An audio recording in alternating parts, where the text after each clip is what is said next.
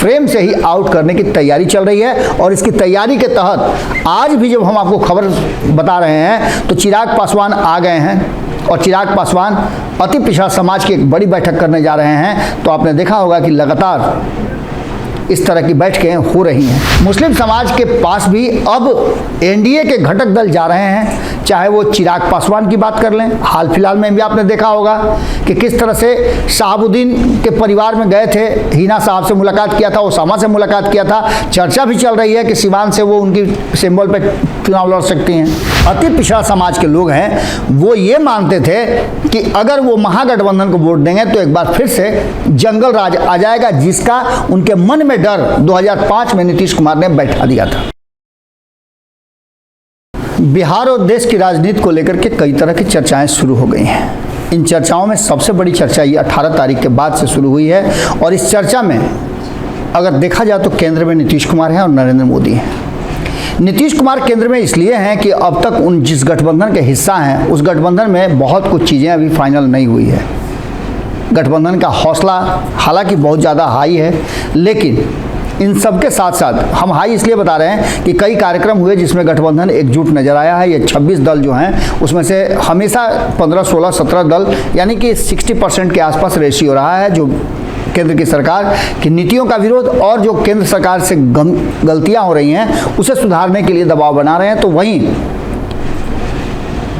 No confidence motion भी लाया गया है, जिसमें अधिकांश दलों ने समर्थन किया है, जो गैर भाजपाई दल हैं। लेकिन इन सब के बाद सबसे बड़ी बात यह है कि 18 तारीख को भारतीय जनता पार्टी की जो मीटिंग हुई, भारतीय जनता पार्टी ने जो एनडीए की बैठक बुलाई थी, उस बैठक के बाद उसका स्पीड काफ़ी बढ़ गया है। नीतीश कुमार को लेकर के ये बात हम आपको अक्सर कहते आ रहे हैं कि नीतीश कुमार का जो पिछला ट्रैक रिकॉर्ड है वो इस बात की तरफ इशारा करता है कि नीतीश कुमार ने अब तक जो राजनीतिक लड़ाई लड़ी है, जो चुनाव लड़े हैं, उन चुनाव में उनका 16% के आसपास वोट का आंकड़ा रहा है।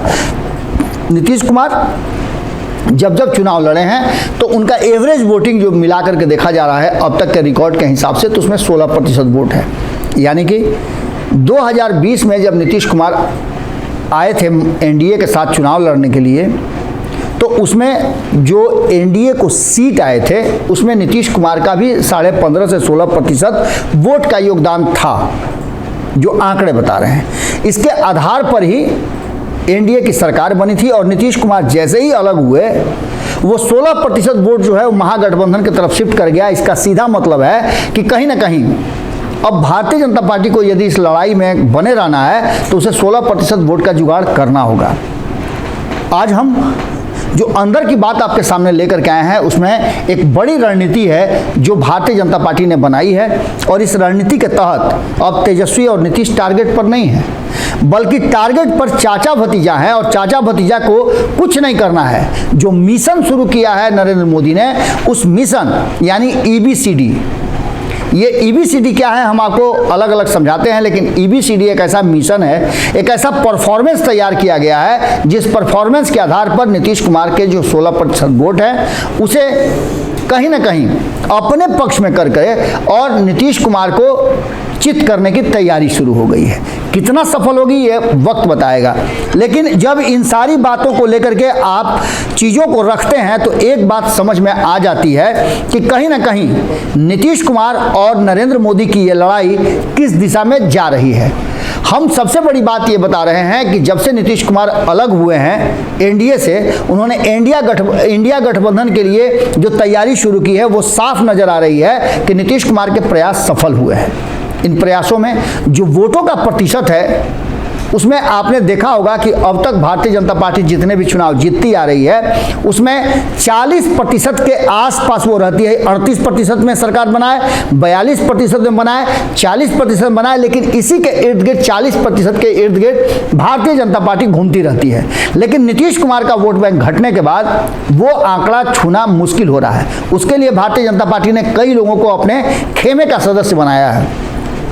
नीतीश कुमार के वोट बैंक जो कम हो रहे हैं उसको पूरा करने के लिए चिराग पासवान, उपेंद्र कुशवाहा, जीतन राम मांझी, इन सबको अपने तरफ लाई है और कई लोगों को लाने की तैयारी भी चल रही है।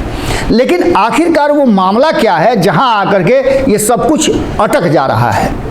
तो इसके लिए नीतीश कुमार और तेजस्वी यादव नहीं, बल्कि भारतीय जनता पार्टी ने चिराग पासवान, उपेंद्र कुशवाहा और जीतन राम मांझी को जो टास्क दिया है, उस टास्क में EBCD जो है वो समाहित है।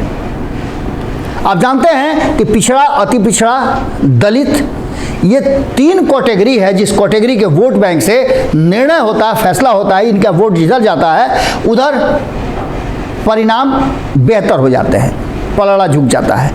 अब वर्तमान परिस्थिति में अगर देखा जाए तो अति पिछड़ा समाज का जो वोट बैंक है उसे 25% के आसपास माना जाता है। अब ये वोट कहाँ शिफ्ट होते थे? तो अति पिछड़ा समाज का जो वोट है वो महागठबंधन की तरफ नहीं, बल्कि एनडीए की तरफ शिफ्ट होते थे, आंशिक रूप से महागठबंधन की तरफ शिफ्ट होते थे। हम ये ऐसा इसलिए बता रहे हैं कि जो अति पिछड़ा समाज के लोग हैं वो ये मानते थे कि अगर वो महागठबंधन को वोट देंगे तो एक बार फिर से जंगल राज आ जाएगा, जिसका उनके मन में डर 2005 में नीतीश कुमार ने बैठा दिया था। आज भी नीतीश कुमार को जब भी मौका मिलता है, भले बगल में तेजस्वी यादव बैठे रहे, लेकिन वो कहते हैं कि 2005 से पहले कैसी स्थिति थी, किसने बदला।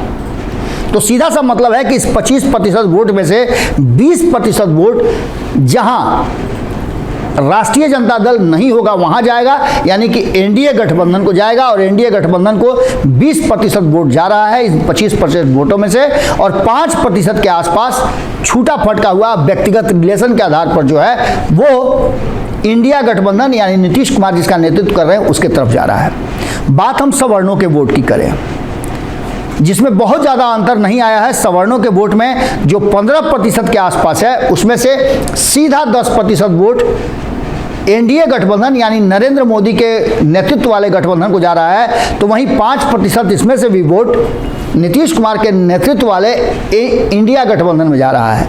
अगर बात दलित की करें तो दलितों को लेकर के भी वही परसेप्शन है। हम इसीलिए EBCD की बात कर रहे हैं कि इस EBCD में जो दलित समाज है वो भी जहां राष्ट्रीय जनता दल नहीं है वहां वो वोट कास्ट करना चाहते हैं।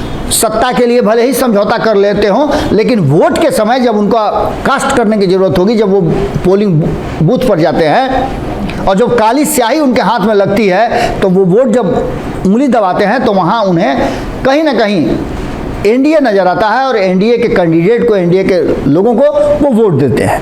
हम बात लोकसभा चुनाव की कर रहे हैं। तो ऐसी स्थिति में जो दलित समाज का 8 से 10% वोट है उसमें से 1-2% वोट जो है वो इंडिया गठबंधन नीतीश कुमार के नेतृत्व वाली के पास जा रहा है, तो बाकी के 8% के आसपास वोट वो सीधे ट्रांसफ़र होकर के जा रहा है एनडीए यानी कि नरेंद्र मोदी के नेतृत्व वाले गठबंधन के पास।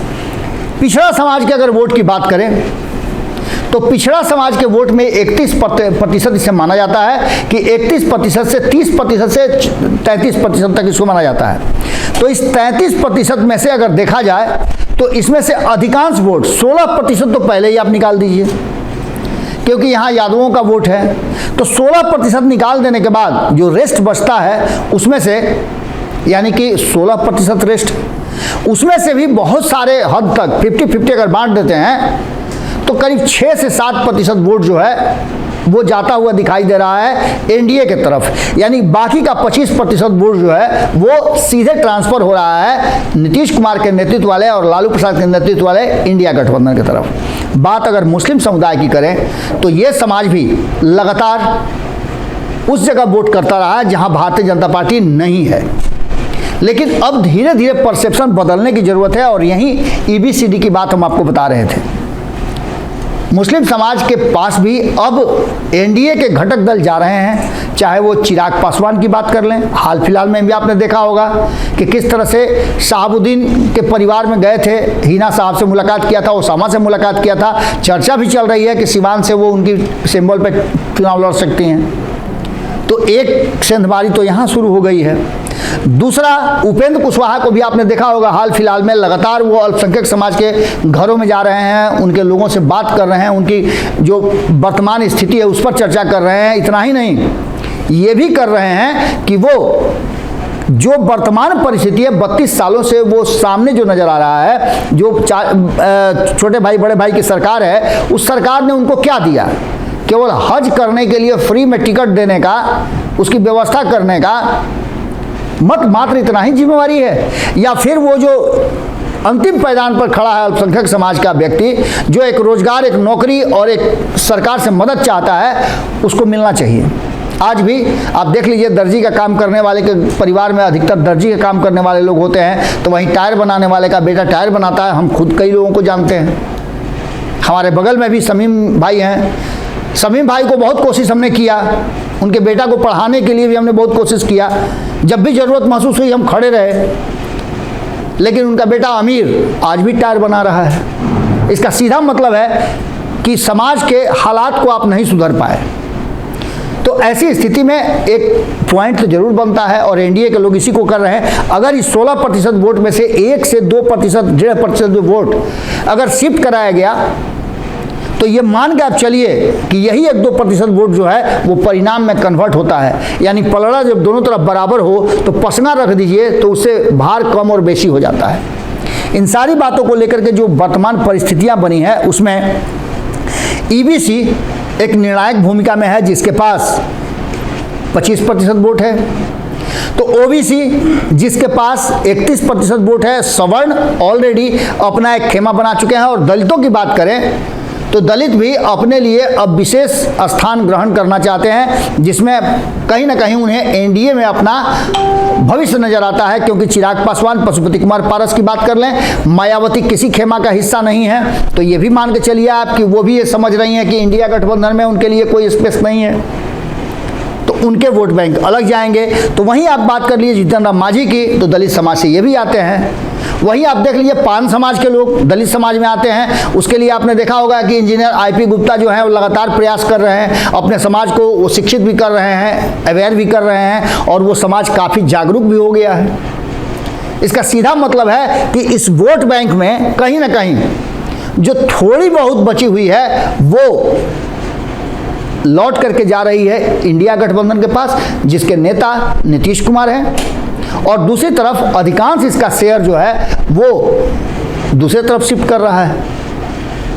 अब ऐसी स्थिति में जो वर्तमान परिस्थिति बनी है, उसमें साफ लग रहा है कि भारतीय जनता पार्टी ने तेजस्वी और नीतीश को साफ छोड़ दिया है कि जो जिस हाल में है उसी हाल में रहें, लेकिन सेंधमारी उनके वोट बैंक में है, जिससे चाचा भतीजा दोनों को फ्रेम से ही आउट करने की तैयारी चल रही है। और इसकी तैयारी के तहत आज भी जब हम आपको खबर बता रहे हैं, तो चिराग पासवान आ गए हैं, और चिराग पासवान अति पिछड़ा समाज की एक बड़ी बैठक करने जा रहे हैं। तो आपने देखा होगा कि लगातार इस तरह की बैठकें हो रही हैं। वहीं विद्यापति चंद्रवंशी भी लगातार बैठक करके, निदान यात्रा करके अपने समाज के लोगों को, जो अति पिछड़ा समाज है, उसे एकजुट करने की कोशिश में लगे हुए हैं, और बहुत हद तक सफल भी हैं।